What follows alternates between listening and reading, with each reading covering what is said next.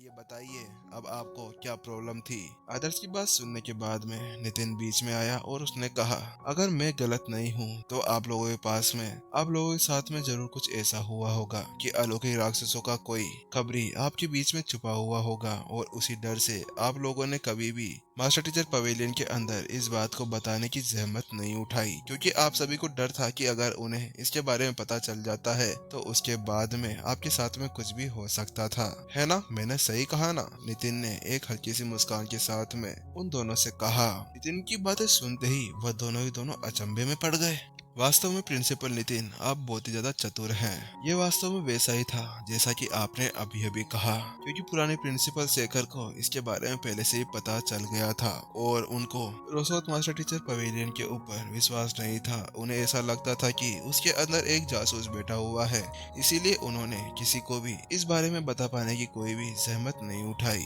वह दोनों के दोनों हैरान थे, क्योंकि नितिन की बुद्धि उन दोनों को उखाड़ पाने में कामयाब हो गई थी। वास्तव में इसलिए ही तो होंगयान मास्टर टीचर अकेडमी का नया प्रिंसिपल नितिन को चुना गया था, और तभी तो हेड आदर्श भी उनकी भीड़ बोल रहे थे। जासूस मुख्यालय से? उन दोनों की इस तरह की बातों को सुनने के बाद में आदर्श ने अपनी मुट्ठियां बींच ली और अपनी आंखें सिकोड़े हुए वह अब उन दोनों को देखने लगा, क्योंकि आदर्श भी एक बहुत ज्यादा बुद्धिमान व्यक्ति था और उसको ये पता लगाने में ज्यादा देर नहीं लगी कि आखिरकार वहाँ पर चल क्या रहा था, क्योंकि आदर्श को पता था कि एक बार प्रिंसिपल शेखर को एक धोखा मिला था। वह एक नकली मास्टर टीचर के द्वारा दिया गया था, और इसके अलावा उन्हें रोसोत मास्टर टीचर पवेलियन के बारे में ज्यादा जानकारी भी नहीं थी, इसीलिए उन्होंने उनके ऊपर कोई भी भरोसा नहीं दिखाया और वह नहीं जानता था कि किसके ऊपर भरोसा किया जाए और किसके ऊपर नहीं, और इसीलिए शेखर खुद वहाँ पर आकर उसके बारे में जानकारी देना चाहता था। लेकिन जिस समय वो वहाँ पर आने की तैयारी कर ही रहा था तो अचानक से उसको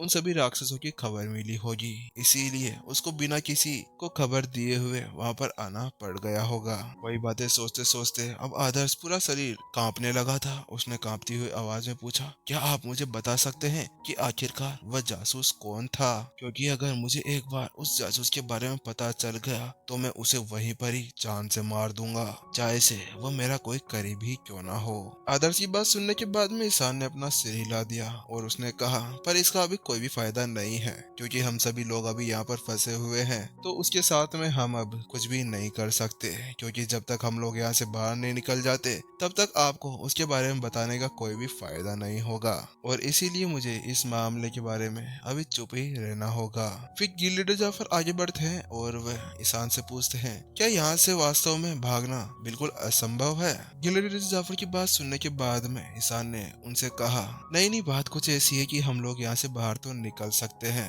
लेकिन यहाँ से बाहर निकलने का रास्ता बहुत ही ज्यादा कठिनाइयों से भरा हुआ है, क्योंकि आपने खुद ने देख लिया था जब आप लोग अंदर घुसे थे तो वह दरवाजा वहाँ से गायब हो गया था, और जब तक कोई भी उस विरासत को हासिल नहीं कर लेता है तब तक हम में से कोई भी यहाँ से बाहर नहीं निकल पाएगा। उसी के साथ में वो दोनों निराश हो गए, और उसके बाद में दलबीर को अचानक से कुछ याद आता है और वो पूछता है, आप सभी लोग उस नो के दरवाजे के पास में आए थे, जब आप लोगों ने वहाँ पर एक निशान जरूर देखा होगा, और उनमें से एक दरवाजे के सामने कोई निशान बना हुआ था और उसी दरवाजे के अंदर ओल्ड एंसेस्टर फराज की विरासत रखी हुई थी। क्या आप में से कोई वहाँ पर जाकर उसको ला पाने में कामयाब हुआ? उन्होंने तो ये शब्द कहे ही थे। अचानक से उन शब्दों को सुनने के बाद में हेड आदर्श और गिल लीडर जाफर दोनों के चेहरे का रंग उड़ गया और वो निराश होकर नितिन को तिरछी नजरों के साथ में देखने लगे, क्योंकि वह सभी प्राचीन ऋषि फराज से मिले भी थे और उनके उस परीक्षा को पास करने में कामयाब भी हो गए थे,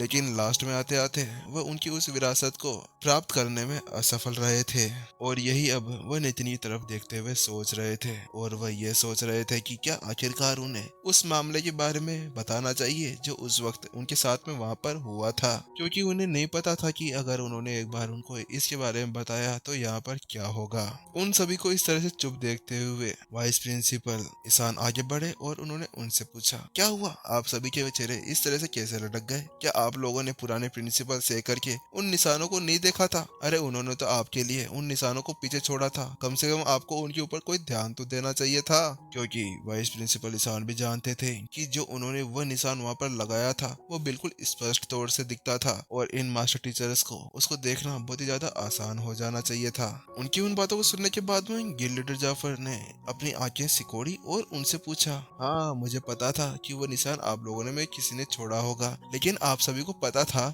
कि वह विरासत उस दरवाजे के पीछे ही स्थित थी, तो फिर आप में से कोई भी वहाँ पर क्यों नहीं गया? क्योंकि अगर वो सभी एक बार उस दरवाजे के अंदर चले जाते तो वहाँ पर वह स्काई लीफ किंग भी उनके पीछे पीछे में चला जाता, लेकिन वहाँ पर प्राचीन ऋषि फराज थे और उनके सामने जाकर स्काई लीफ किंग कुछ भी नहीं कर सकता था और आराम से प्राचीन ऋषि फराज उस स्काई लीफ किंग को वहीं पर ही मार डालते। गिल्ड लीडर जाफर की बात सुनने के बाद में दोनों वाइस प्रिंसिपल्स में से एक आगे बढ़ा और उन्होंने कहा, बात कुछ ऐसी है कि हम सभी उन 9 दरवाजों को ढूंढ पाने में कामयाब हो गए थे और कुछ देर की छानबीन के बाद में हम सभी ने उस एक दरवाजे को ढूंढ लिया था जिसके अंदर वह एक विरासत छुपी हुई थी। हालांकि इससे पहले कि हम उसके अंदर घुस पाते, उससे पहले ही स्काई लीफिंग ने हमें ढूंढ लिया था और क्योंकि ओल्ड एंसेस्टर फराज की वह विरासत बहुत ही ज्यादा कीमती थी, इसीलिए हम उस दरवाजे के अंदर नहीं जा सकते थे, क्योंकि हम लोग उसके अंदर चले जाते और स्काई लीफिंग को वह विरासत मिल जाती तो उसके बाद में हमारे ऊपर बहुत ही ज्यादा खतरा आ जाता। इसीलिए हमारे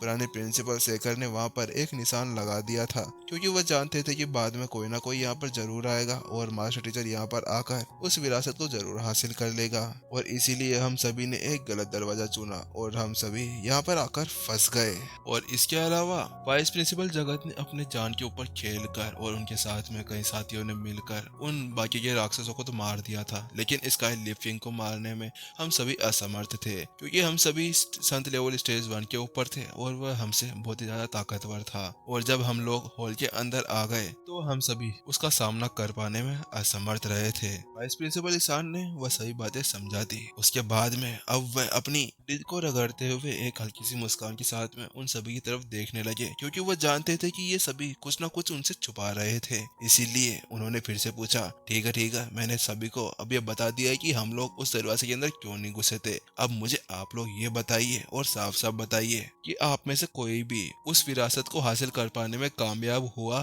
कि नहीं, क्योंकि आपको पता है कि हम उस विरासत के साथ में ही यहाँ से बाहर निकल पाने में कामयाब हो जाएंगे। लेकिन ये देखते हुए कि अब वाइस प्रिंसिपल ईशान तो उनके पीछे पड़ ही गए थे, तो अब वह दोनों के दोनों कांपने लगते हैं। उन्हें समझ नहीं आ रहा था कि आखिरकार वो वाली सिचुएशन इनको कैसे समझाई जाए, क्योंकि वो भी जानते थे कि जो ये सिचुएशन है ये इतनी ज्यादा कॉम्प्लिकेटेड है कि इनको अगर इसके बारे में बताया गया तो ये तो हमारे साथ में पता नहीं क्या ही करेंगे, क्योंकि आखिरकार हमारे साथ में हमारे पीछे खड़े हुए प्रिंसिपल नितिन है, इतने बड़े तबाही के देवता, इन्होंने उनकी इतनी गंदी हालत कर दी थी। कुछ देर के सोच विचार के बाद में हेड आदर्श आगे बढ़े और उन्होंने उस शांति को भंग करते हुए कहा, बात कुछ ऐसी है कि हम सभी उनके उस परीक्षण को पूरी तरह से पार करने में कामयाब रहे थे, लेकिन वहाँ पर ऐसा कुछ हो गया जिसकी होने की कोई उम्मीद नहीं कर सकता था। जब हमें प्राचीन ऋषि फराज उस विरासत के बारे में बताने वाले थे कि वह कौन सी विरासत थी, तो उससे पहले ही जो प्रिंसिपल नितिन ने उन्हें बहुत गहरे गहरे झटके दिए थे, उसकी वजह से उनकी वह खंडित आत्मा वहीं पर ही हमें वो उसके बारे में बताने से पहले ही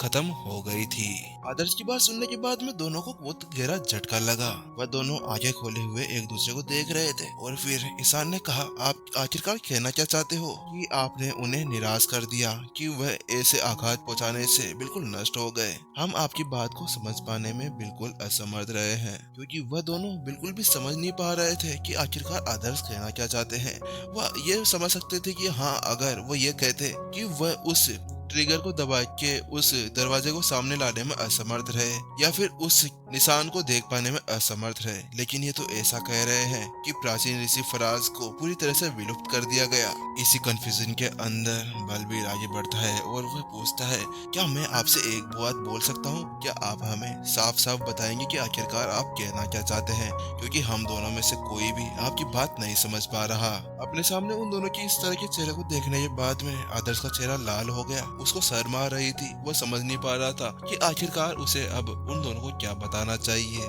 इसीलिए वह गिल्ड लीडर जाफर की तरफ देखने लगे और वह दोनों अब आंखों ही आंखों के अंदर नैन मटकियां कर रहे थे। वो आखिरकार ये ये सोच रहे थे कि आखिरकार वह उन्हें वह मामला कैसे समझाए। जाफर ने आदर्श की तरफ देखा और अपनी आंखें झपका दी। वह अपने इशारों इशारों के अंदर बताना चाह रहा था कि अब उन्हें ये सब कुछ बताना ही होगा। फिर थोड़ी देर की शांति के बाद में गिल्ड लीडर जाफर ने